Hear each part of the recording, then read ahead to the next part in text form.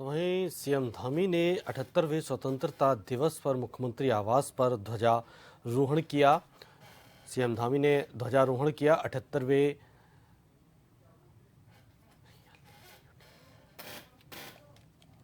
इस अवसर पर उन्होंने राष्ट्रीय एकता की शपथ भी दिलाई। मुख्यमंत्री ने प्रदेशवासियों को स्वतंत्रता दिवस की शुभकामनाएं दी। उन्होंने देश की आज़ादी और मां भारती की रक्षा के लिए अपना सर्वोच्च बलिदान देने वाले महानायकों का स्मरण किया। मुख्यमंत्री ने कहा कि अमर बलिदानियों के सपनों के अनुरूप देश को आगे बढ़ाने के लिए प्रधानमंत्री नरेंद्र मोदी के नेतृत्व में सराहनीय कार्य हो रहे हैं।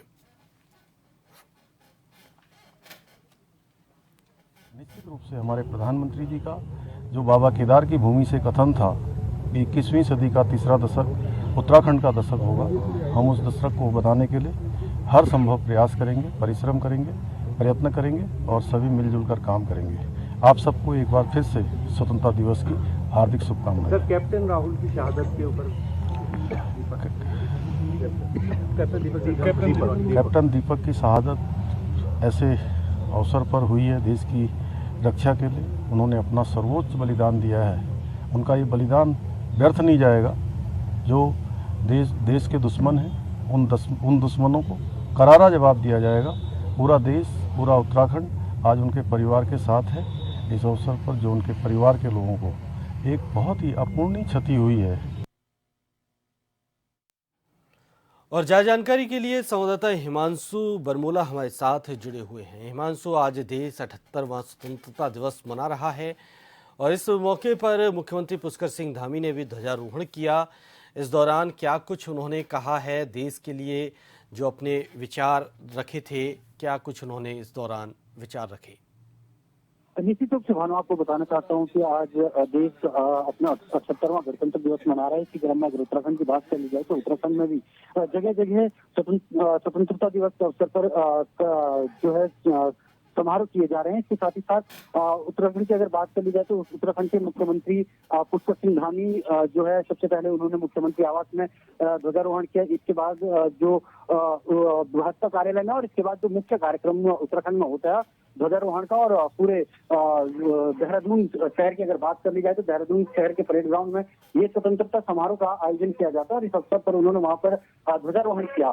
इस ध्वजारोहण के दौरान जब उन्होंने अपने संबोधन शुरू किया तो सबसे पहले उन्होंने जो है वीर बलिदानियों और स्वतंत्रता सेनानियों को नमन किया और इसके साथ ही साथ जो उत्तराखंड राज्य आंदोलनकारी हैं उनको भी उन्होंने नमन किया।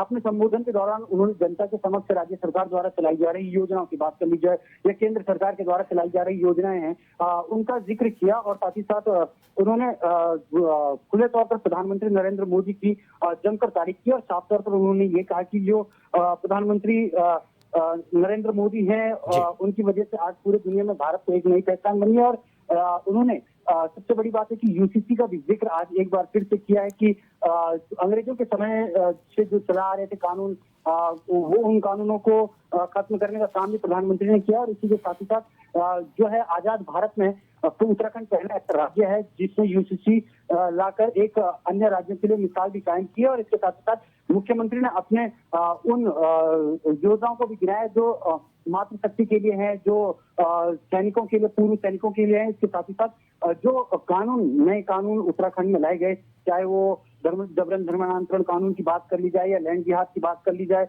या नकल कानून की बात कर ली जाए और दंगा विरोधी कानून की बात कर ली जाए, तो इसको कहीं ना कहीं धरातल पर उतारने का काम जो उत्तराखंड की सरकार है, धामी सरकार, मुख्यमंत्री पुष्कर सिंह धामी के नेतृत्व में किया गया है। तो उन्होंने कुल मिलाकर अपने संबोधन के दौरान इस स्वतंत्रता दिवस के अवसर पर जो उत्तराखंड की जनता है उनको योजनाओं का जिक्र किया जो राज्य सरकार द्वारा और केंद्र सरकार द्वारा यहाँ पर चलाई जा रही है। जी, बहुत बहुत शुक्रिया आपका जानकारी के लिए हिमांशु।